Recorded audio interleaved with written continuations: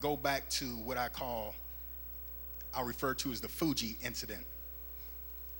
It was around about 1976, 77, long time ago.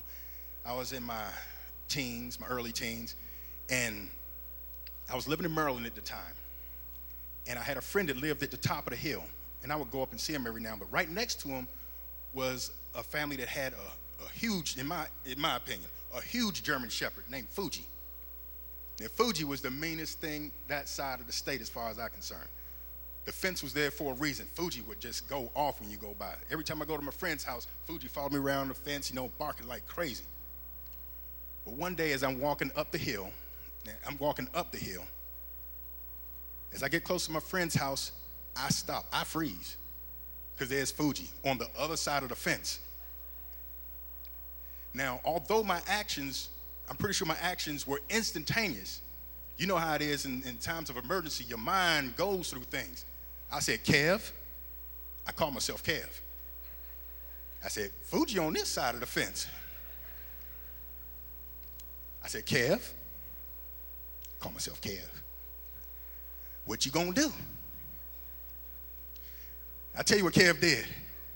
Kev turned around and took off down the hill. See, what I had going for me is I had gravity going for me. I wasn't old enough to understand that Fuji had that same gravity. But I was running down the hill. I'd never ran that fast in my life. I'm pretty sure of it. But I knew that Fuji was gonna catch me sooner or later. So I looked up and there it was, my escape route. It was probably a Toyota, this little small Toyota car. And I knew that if I could just reach the top of it, I'd be in relative safety. Little did I know that Fuji was going to have me perform one of the most magnificent athletic events known to man. I'm running. I look back, Fuji's still there. I'm running. I leap. And as I watch the car pass under me, and I landed on my feet, I didn't have the time to be impressed. And Fuji wasn't impressed either because Fuji was still coming. See, because I'd been bitten by a dog before when I was real little, so I knew that thing hurt. So I'm keep running. Fuji getting closer, you can hear him.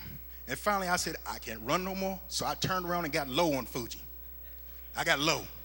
I figured I'm going down swinging. The most amazing thing happened. I turned, got low. Fuji stopped, ran back, and barked. I said, Kev. I call myself Kev. I said, Fuji, a punk. Is this the dog that made me tremble? Is this the dog that made my earth shake? Fuji was a punk. Man,